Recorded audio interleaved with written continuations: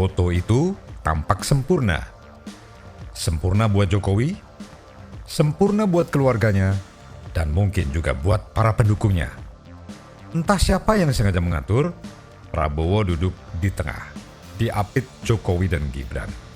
Mereka tertawa lepas, terlihat rukun, terlihat akrab, seolah tak pernah ada masalah. Seolah Jokowi masih bagian dari lingkar kekuasaan. Tapi, tunggu dulu. Foto ini justru bisa mengungkap beribu cerita yang tak kasat mata. Sebab apa? Dalam politik, yang penting bukan apa yang terlihat di depan kamera, tapi apa yang terjadi ketika kamera dimatikan. Coba kita pikir, kalau hubungan mereka memang masih akrab, mengapa Jokowi harus berusaha keras mendekati Prabowo? Mengapa pertemuan empat mata justru semakin sulit? Dan mengapa di tengah keakraban yang dipertontonkan, Prabowo terus membangun hubungan dengan tokoh lain? Dengan SBY, dengan Yusuf Kala, dan terutama dengan Ibu Mega. Nah, disinilah foto 17 Agustus itu menjadi menarik. Ya bisa jadi, ini bukan foto tentang Jokowi yang sudah kembali. Tapi justru sebaliknya, ini foto tentang seorang mantan presiden yang sedang berusaha keras agar tidak benar-benar ditinggalkan.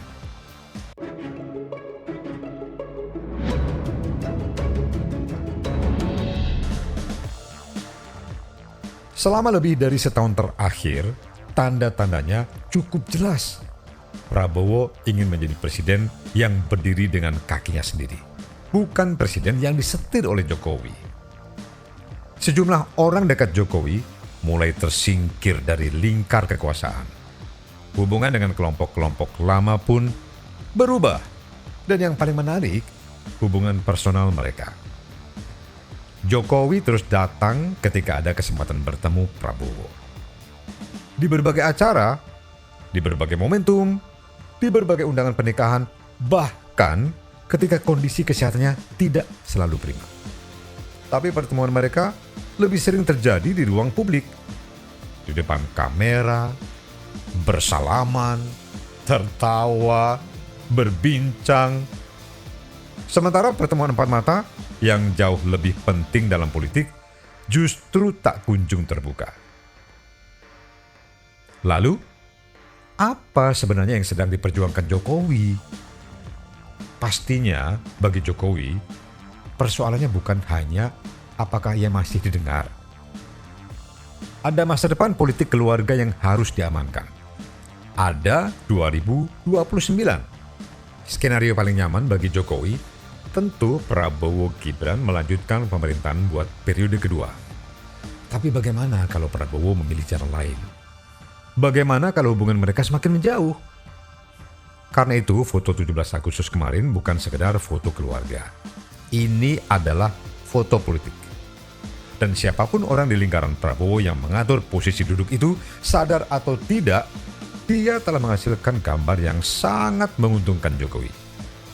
Prabowo di tengah, Jokowi di kanan, Gibran di kiri. Satu frame, satu keluarga politik. Satu kesan, mereka baik-baik saja. Tapi, politik tidak berhenti pada kesan. Sebab apa? Di balik panggung itu, konfigurasinya justru berubah. Prabowo semakin nyaman dengan tokoh-tokoh di luar lingkar Jokowi. Salah satunya adalah Ibu Mega. Hubungan mereka punya sejarah panjang. Ibu Mega membantu Prabowo kembali dari pengasingannya di Yordania. Mereka bahkan pernah berpasangan dalam Pilpres 2009 dan belakangan hubungan itu kembali menemukan ruang.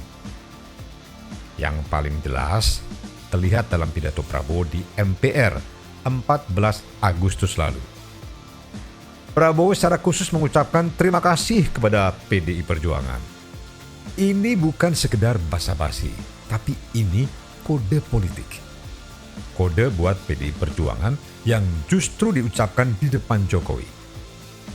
Jadi ketika Jokowi berusaha mendekat, Prabowo justru membangun pilihan lain.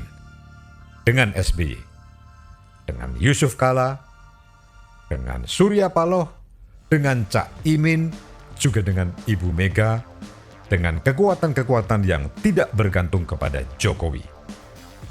Pertarungan pengaruh ini berlangsung di tengah situasi yang tidak sederhana. Ekonomi terus memburuk.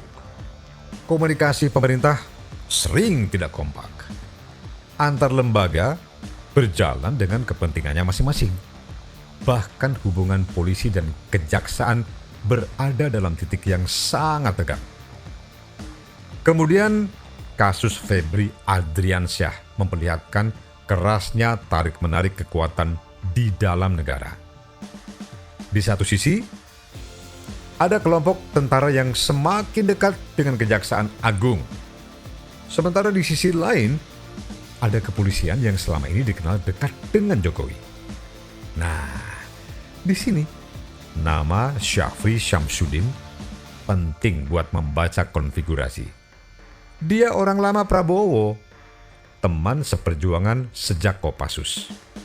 Dan kelompok di sekitar Prabowo ini tentu tidak ingin presiden kembali berada di bawah pengaruh orang yang sudah tidak memegang jabatan formal. Maka sekarang gini, kita kembali ke foto tadi. Prabowo tertawa, Jokowi tersenyum, Gibran tertawa. Semuanya terlihat baik-baik saja. Tapi apakah benar begitu? Politik tidak ditentukan oleh senyum di depan kamera. Politik ditentukan oleh pintu yang dibuka dan pintu yang ditutup. Dan kalau benar pintu pertemuan empat mata Jokowi dengan Prabowo semakin sempit, foto 17 Agustus itu memang jadi terasa ironis. Jokowi berhasil mendapatkan tempat di samping Prabowo, tapi belum tentu mendapatkan tempat dalam lingkar kepercayaannya. Ia berhasil masuk ke dalam frame, tapi belum tentu masuk kembali ke dalam kekuasaan. Sementara itu, Prabowo terus membangun hubungan dengan SBY, JK, dan Ibu Mega. Artinya apa? Prabowo sedang menyiapkan jalan politiknya sendiri. Dan Jokowi?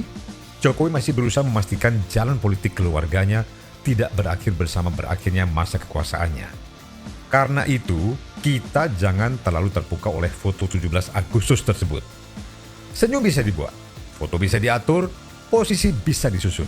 Tetapi politik, dia tidak berhenti di depan kamera.